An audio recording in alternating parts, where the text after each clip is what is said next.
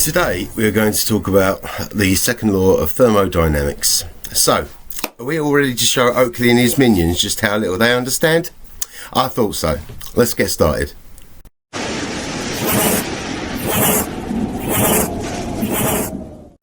First, I'd just like to give a massive shout out to the Creaky Blinder. I've gotten this hat in one of his drawers, and so I'd just like to say thank you ever so much for that.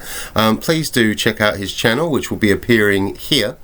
I'd also advise checking out his son's channel, Lord Callum, which will now be appearing here. It's hilarious as well. They're both fantastic content creators. I would also like to say a massive thank you to the Plot Hole. I finally received the CD. I don't receive mail at my address, because I live on a holiday park. So I had to wait until lockdown lifted enough for me to get my mail.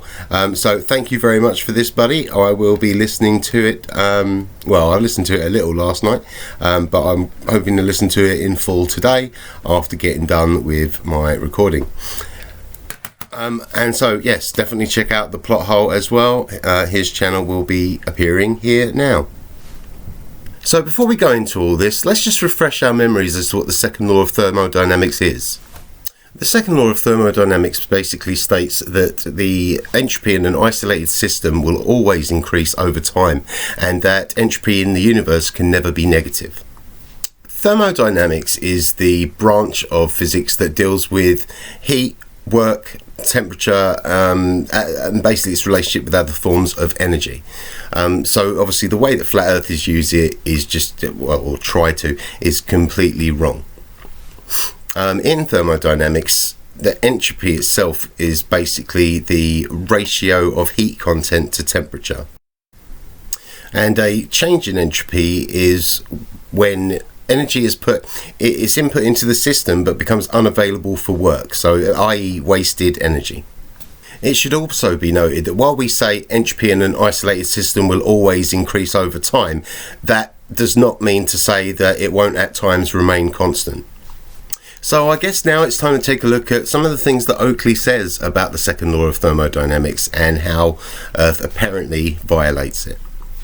There is no vacuum of space. If the sky was a vacuum, then the gas we breathe would expand in all directions and fill the available volume in which it has to fill.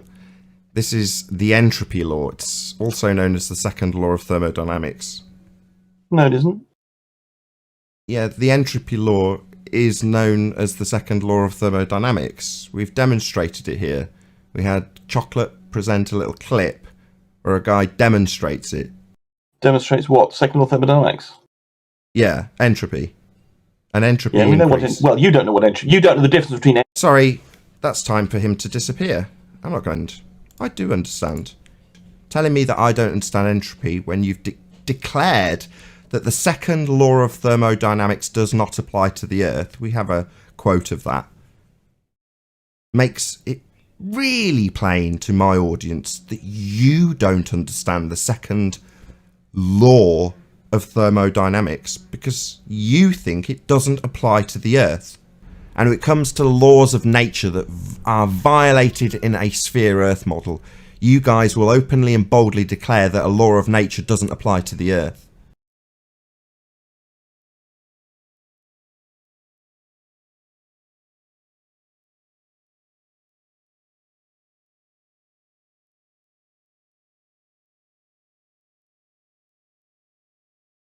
Well, because the model violates the second law of thermodynamics. It has gas without any containment not filling an available volume, which is in direct violation of the second law of thermodynamics. So because his sky vacuum model of a sphere Earth violates natural law, he will boldly declare that that law doesn't apply to Earth.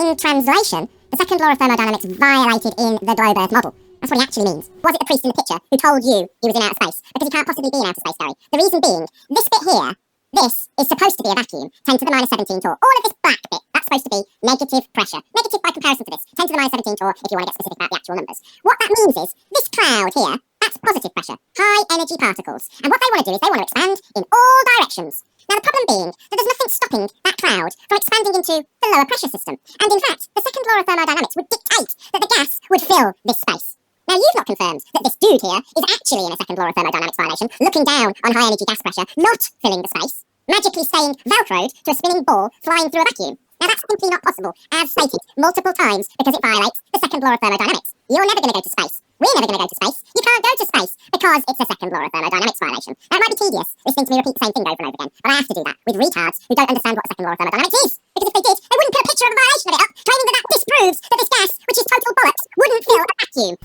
And now, first, let's just point out the whole argument that flat earthers use of, you can't have gas pressure without a container is ridiculous.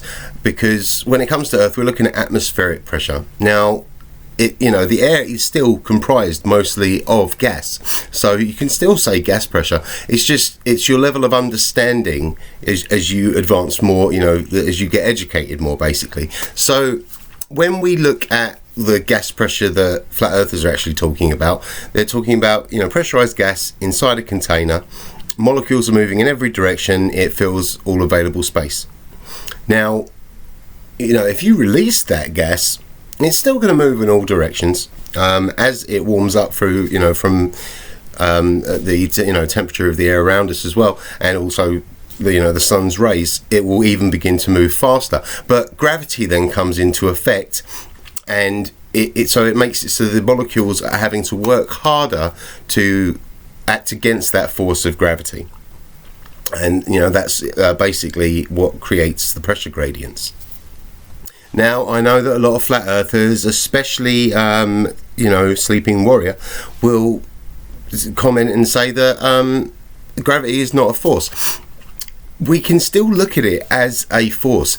So obviously Einstein worked out that it is a curving of space-time. But when we make calculations, especially here on Earth, because of the mass of Earth, its gravitational pull, it supersedes the rest of the gravitational pulls on Earth. So it is causing the majority of the movement when it comes to gravitational pull, and that's why we can use Newton's explanation of gravity in all of our calculations.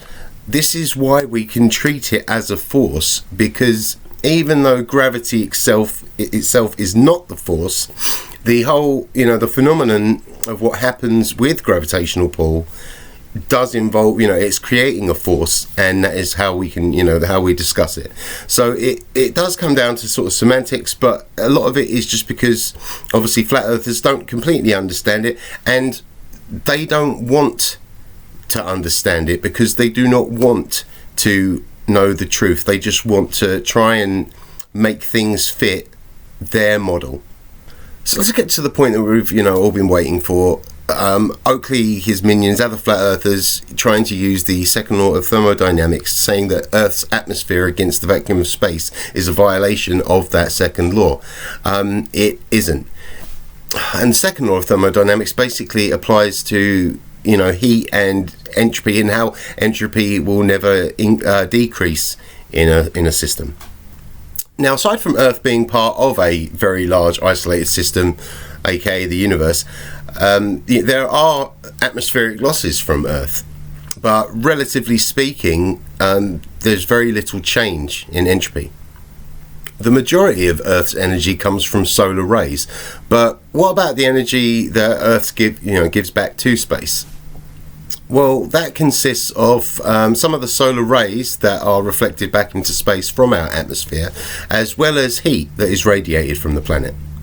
The easy way to think of this is that all irreversible processes, taking something from one state to another, will always move in the direction that increases entropy, whereas reversible processes, the entropy will remain constant, so no wasted energy. Couple examples of irreversible processes would be electricity flowing through a conductor with resistance, or fluid mixes at different temperatures or pressures. Whereas a reversible process would be the evaporation of water and then the condensation as rain. So Nathan, I'm only interested in the physics, Oakley. Maybe you should stop using invalid arguments about things that you just don't understand. So I think we've cleared that up. Let's see if Oakley and his minions, listen to it, or if, which is more likely, they choose to ignore it, placing their beliefs above learning the truth. Or in Oakley's case, placing money above learning the truth. Thank you so much for sparing the time to look at my video.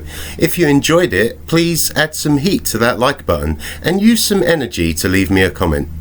If you haven't already, please do subscribe and don't forget to hit that notification bell so you can stay up to date with my latest content. If you'd like to support the channel and to help me put out more content, there are links to my Patreon and PayPal in the description, as well as links to my Discord server and other social media. As always, I've been LimeyPlay. Take care of each other and stay safe.